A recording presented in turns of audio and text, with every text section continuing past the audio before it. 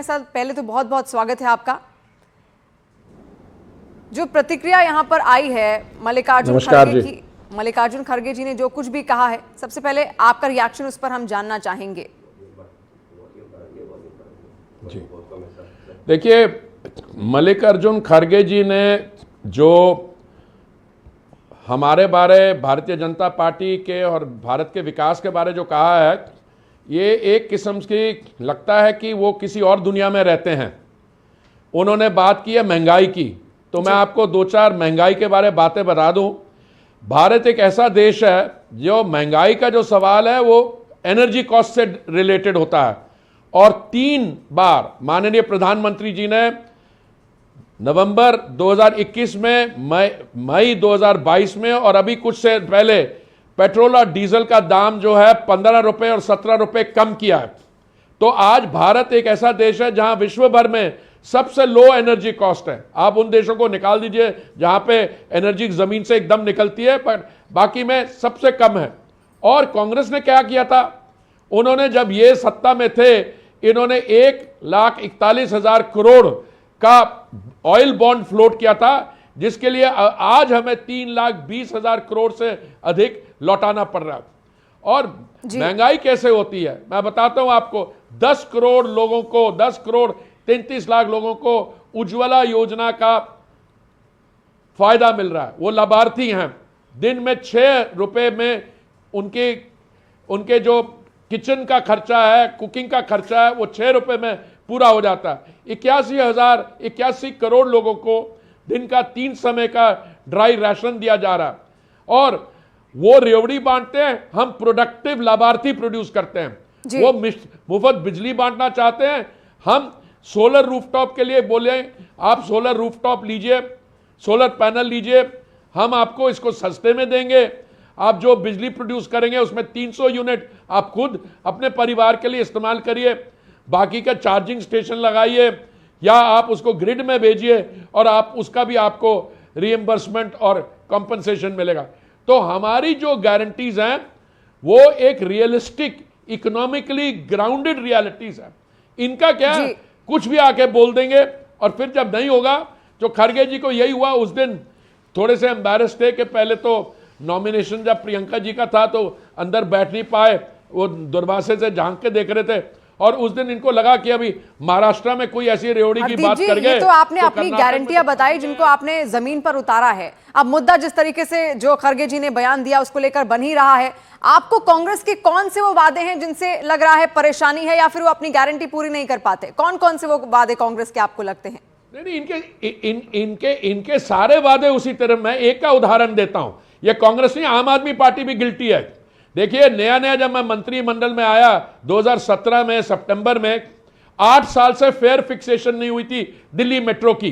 फिर fair fixation committee ने यह तय किया कि 2 फेजेस में होगी, अप्रैल में और अक्टूबर में। अप्रैल की तो होगी, जब अक्टूबर की फेयर फिक्सेशन की बात आई तो केजरीवाल जी ने मुझे बोला, हरदीप जी आप इसको भाड़े को मत बढ़ाइए, ऐसा होगा पोल्यूशन कम हो जाएगी और लोग जा पाएंगे। तो मैंने कहा, केजरीवाल अंकल, वो 28,000 करोड़ जो लोन लिया हुआ उसको कौन लौटाएगा? तो मैंने उनसे यह भी पूछा, आप क्या करना चाहते हैं? अब दिल्ली मेट्रो को दिल्ली ट्रांसपोर्ट अंडरटेकिंग, DTU या DTC जैसे करना चाहते हैं। 10,000 बसेस की सैंक्शन है, 3,000 हैं, वो भी कैनिबलाइज हो रही है, उनके पुर्जे लगा के औरों पे लगाए। तो आप ये तय कर लीजिए आप चाहिए क्या। हमारी जो फिलॉसफी माननीय प्रधानमंत्री जी की ये है, 240 किलोमीटर मेट्रो चलती थी 2014 में, आज 990 किलोमीटर मेट्रो चल रही है। और कुछ ही दिनों में हम अर्थव्यवस्था जो हमारी है और अर्बन मेट्रो सिस्टम जो है अर्बन ट्रांसपोर्ट का, देश भर में 3रे स्थान पे आ जाएगा। 1,000 से अधिक किलोमीटर और बन रहा है। उसके बाद चीन के बाद भारत का नंबर होगा, यूएस से भी ज्यादा हमारी अर्बन मेट्रो सिस्टम होगी। आप किसी क्षेत्र में देख लीजिए, एयर ट्रांसपोर्टेशन में देख लीजिए, प्रधानमंत्री जी ने मुफ्त ट्रैवल नहीं किया, उड़ान स्कीम बनाई। उड़ान स्कीम के तहत देश का आम आदमी भी जो हवाई चप्पल पहनता था उसको मिलने की कैसे हुआ? कुछ स्टेट्स ने किया, कुछ हमने किया, हमने फेज रैशनलाइज किए, तभी 74 हवाई अड्डों से लेकर आज 155 करीब हवाई अड्डे बन गए।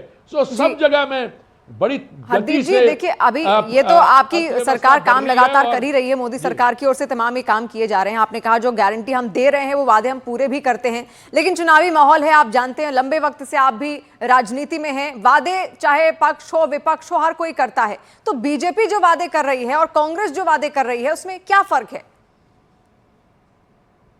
उसमें बेसिक अंतर यह है बीजेपी के वादों में और कांग्रेस के वादों में।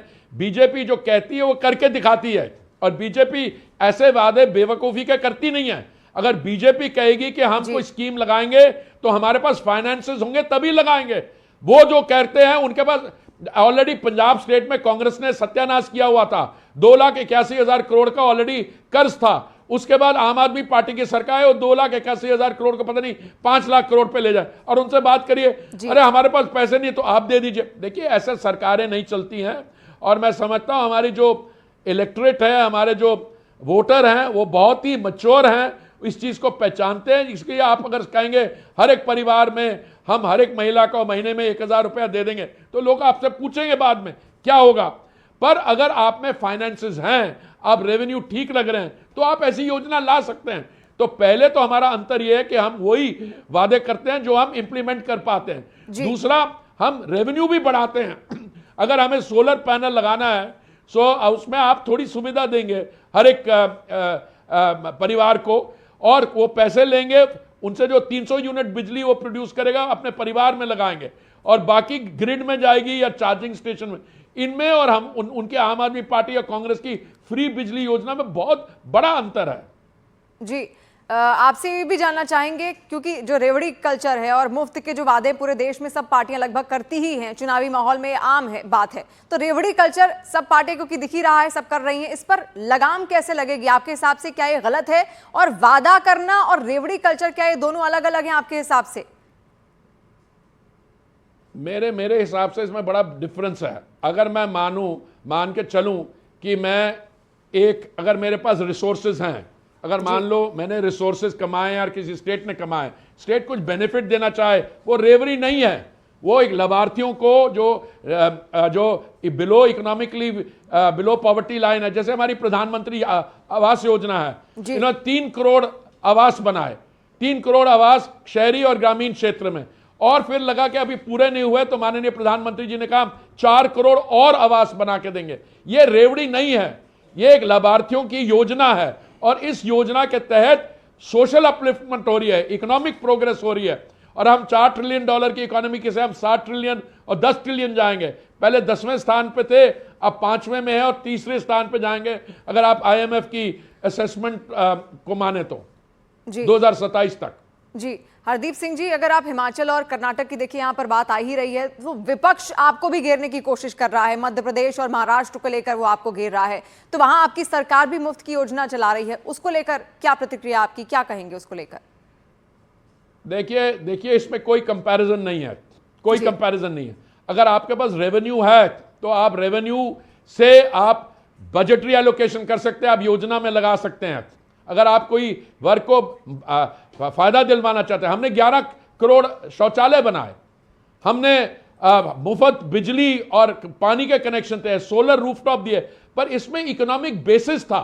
अभी जो ये कर रहे हैं हिमाचल में, इनके पास सैलरी देने को नहीं है, और इनके पास अभी शौचालय पे टैक्स लगाने जा रहे थे, तो अब सबको इक्वेट करना मैं समझता हूं बिल्कुल गलत है। अगर हम कोई योजना बनाते हैं जिसके लाभार्थी हैं, वो रेवड़ी नहीं है। आप ये कह सकते हैं ये जो योजना है बड़ी कॉस्टली है, वो रिव्यू हो सकती है, पर अगर आप मुफ्त किसी चीज को बांट रहे हो, मैं आपको बिहेवियरल साइकोलॉजी बताता हूं, किसी भी व्यक्ति को मुफ्त की आदत एक बारी डाल दें आप, वो कभी वापस नहीं ले सकते। अगर योजना होगी तो योजना के तहत कुछ लोग क्वालिफाई करेंगे, जैसे हमारी